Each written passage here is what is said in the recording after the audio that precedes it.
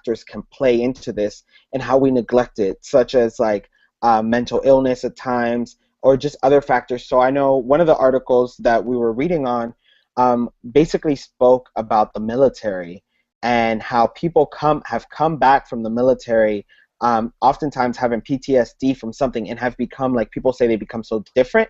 And I know that on a national scale, the number of military calls to the domestic violence hotline has more than tripled from 2006 to 2011, right? So experiencing how factors outside of like your relationship can impact that, and being realistic about that.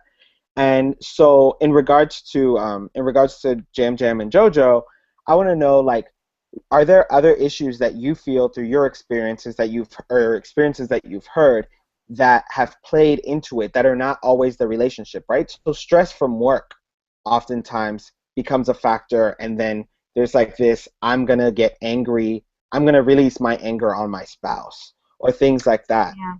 I mean, well, now or not understanding or not knowing how to deal with your emotions.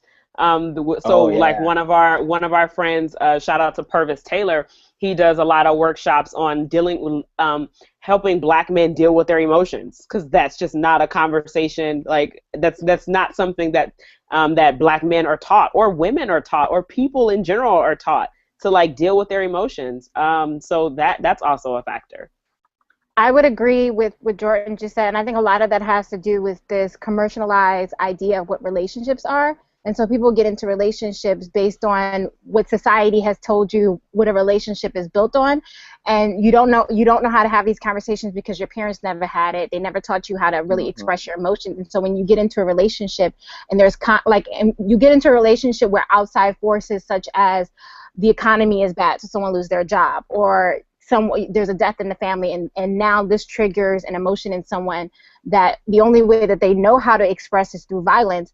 And so I think a lot needs to go into actually how can we educate people on how to have realistic conversations, but also realistic relationships, realistic expectations about relationships.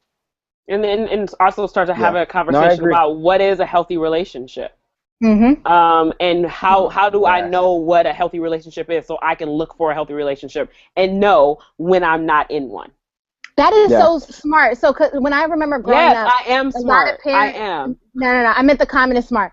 But a lot of times when people grow up, you know how they say, oh, if a boy hits you, he likes you. And that's a bad mentality, to think that if a boy hits you, he must like you. And so like you learn these little things early on that eventually starts to feed into your idea about what relationships mean and what you're supposed to expect from your spouse or your loved one. So I think those little things need to happen. Like, people can't tell someone, their kids, they're young, impressionable kids, that if a little boy hits you on the playground, oh, that must mean he likes you.